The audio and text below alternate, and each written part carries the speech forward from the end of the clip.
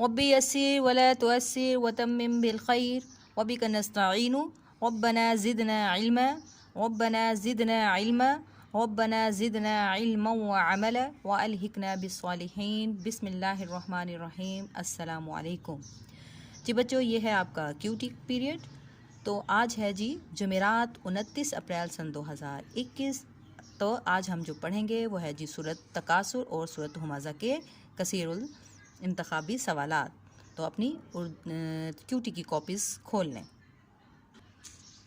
جی بچوں دیکھیں، لکھیں آپ نے جمعرات 29 اپریل سن 2021. کارنر پہ آ گیا جماعت کا کام، اور ہمارا ٹاپک ہے سورۃ تکاثر اور سورۃ ہمزہ. یہ دونوں صورتیں ہم پڑھ چکے ہیں.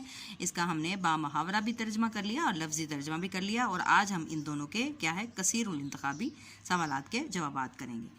تو التکاثر کا مطلب ہے اولاد کی کثرت، مال کی کثرت یا علم کی کثرت. تو اس کا کیا جواب ہوگا؟ تو اس کا صحیح جواب ہے مال کی کثرت. اس کے بعد ہے المقابر. اس سے کیا مراد ہے؟ قبریں، خبریں یا مال و دولت. جی تو اس کا صحیح جواب ہے قبریں. تعلمون سے مراد ہے تم جان لوگے، تم مان لوگے یا علم لوگے. تو اس کا صحیح جواب کیا ہوگا؟ جی ویری گڈ، تم جان لوگے. نمبر 4 پر ہے جی عینن کا مطلب ہے ناک، کان، آنکھ. تو کیا ہے اس کا صحیح جواب؟ شاباش، اس کا جواب ہے آنکھ. اس کے بعد ہے جی النعیم. اس کا مطلب کیا ہے؟ برکتیں، دولتیں، نعمتیں. تو جی ویری گڈ، اس کا صحیح جواب ہے نعمتیں. لمزہ سے مراد ہے طعنہ زن، چغلی خور یا عیب جو. تو طعنہ زن کا کیا مطلب ہوتا ہے؟ عیب جو. اس کے بعد ہے عددہ کا مطلب سنبھال کر رکھ، گن کر رکھ یا چھپا کر رکھ. تو اس کا صحیح جواب کیا ہوگا؟ جی اس کا صحیح جواب ہوگا گن کر رکھ.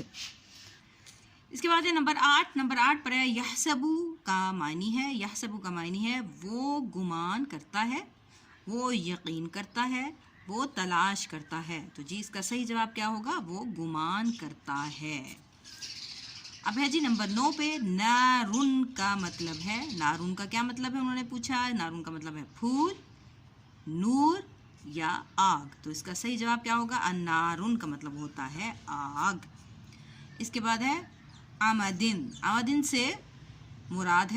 سے کیا مراد ہے وہ پوچھ رہے ہیں؟ زیتون، ستون یا عمارت. تو اس کا صحیح جواب ہے جی ستون. جی یہ 10 ہمارے الفاظ مکمل ہو گئے. اب آپ نے ان کو اچھے طریقے سے یاد بھی کرنا ہے اور اپنی کاپیز پر ان کو لکھنا بھی ہے. اور اس کے علاوہ جو زبانی سلیبس میں آپ نے اس کو جو ہمارا نیکسٹ جو ٹاپک ہوگا وہ ہے جی سورۃ القدر. یا آپ نے اس کو اچھے طریقے سے پڑھنا ہے، یاد بھی کرنا ہے، کیونکہ آپ کے اسلامیات میں زبانی سلیبس میں سورۃ القدر ہے جو کہ آپ نے زبانی یاد کرنی ہے.